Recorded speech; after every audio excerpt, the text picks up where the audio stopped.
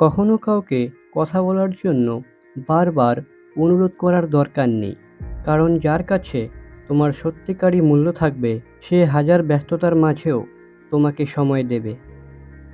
মনকে প্রশ্ন করলাম, তোমার আপন কেউ তোমাকে ছেড়ে গেলে তুমি কি করবে?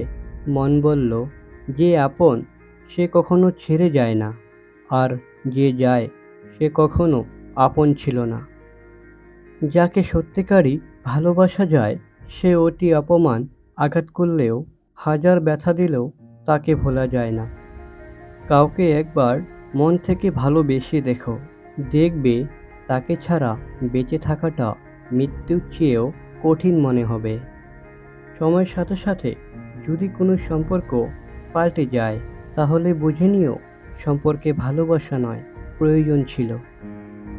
শ্রীকৃষ্ণ বলেছেন, তুমি যাকে ভালোবাসো সে তোমাকে ভালোবাসবে এমন কোনো নিশ্চয়তা নেই। ভালোবাসা কোনো ধন সম্পত্তির মোহ নয়, জোর করেই তাকে পাবে। মন থেকে ভালোবেসে যাবে, বাকিটা সময় বলে দেবে। তাকে খুব ভালোবাসো, তাই হারিয়ে ফেলতে চাও না বলে বিধিনিষেধে আটকে রাখতে চাইছো, ধরে রাখতে চাইছো তাকে। তবে শোনো, এই বাধাগুলোই সম্পর্কের দম আটকে দেয়। যদি তাকে ভালোবাসো, উড়তে দাও তাকে, আকাশ ছুঁয়ে তাকে তোমার কাছে ফিরতে দাও। ভয় হচ্ছে যদি না ফেরে? ভয় কিসের? যদি না ফিরে তাহলে তো ভালোই, তুমি বেঁচে গেলে। কারণ সে তো কখনোই তোমার ছিল না, টাইম পাস ছিলে তুমি তার। আর যদি উড়িয়ে পালিয়ে না গিয়ে থাকে তাহলে যত্নে রেখো তারে।